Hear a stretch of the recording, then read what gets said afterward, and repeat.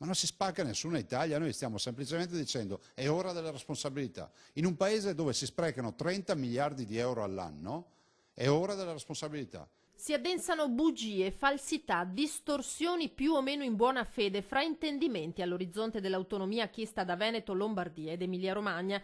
Il governatore Zaia riprende carta e penna e scrive nuovamente ai cittadini del Sud Italia: vi scrivo per mettervi in guardia, non lasciatevi ingannare, afferma. Non posso accettare di vedere sui giornali una pubblicità in cui il Nord viene accusato di voler uccidere la sanità del Mezzogiorno, riferendosi al manifesto di qualche giorno fa dell'Ordine dei Medici di Bari. Noi dobbiamo dialogare direttamente con i cittadini del Sud, con la foresta che cresce di persone per bene che non hanno nulla a che fare con chi va a dire che l'autonomia porterà a minor sanità, che l'autonomia porterà guai. Ma senta, mi lasci dire, ma che guai può portare la gestione della soprintendenza in Veneto alla Calabria? O che guai può portare la gestione del demanio Veneto in Veneto alla Campania? O che guai può portare la gestione della valutazione di impatto ambientale dei fatti veneti in Veneto, che so, alla Sicilia? Nulla. Ma qualcuno sta vendendo questa suggestione come la fine di tutte le opportunità per il Sud, ed è scandaloso. E questo mentre le cose al Sud non vanno certo bene. Zaia fa l'esempio della sanità così come è ora.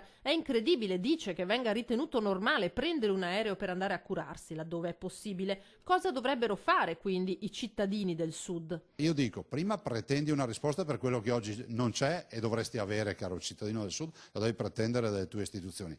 Due, dici: voglio che anche qui tu chieda l'autonomia, cara mia istituzione che mi governi, perché con l'autonomia ti controllo. Dai 5 Stelle, malgrado i tentennamenti, Zaia non si aspetta bastoni tra le ruote, né interpreta il no all'autorizzazione a procedere nei confronti del ministro Salvini come merce di scambio per negare l'autonomia. Il ministro Salvini non si deve processare, punto e basta, perché non ha commesso reati, a mio avviso, e considero coerente il 5 Stelle che ha detto no al processo.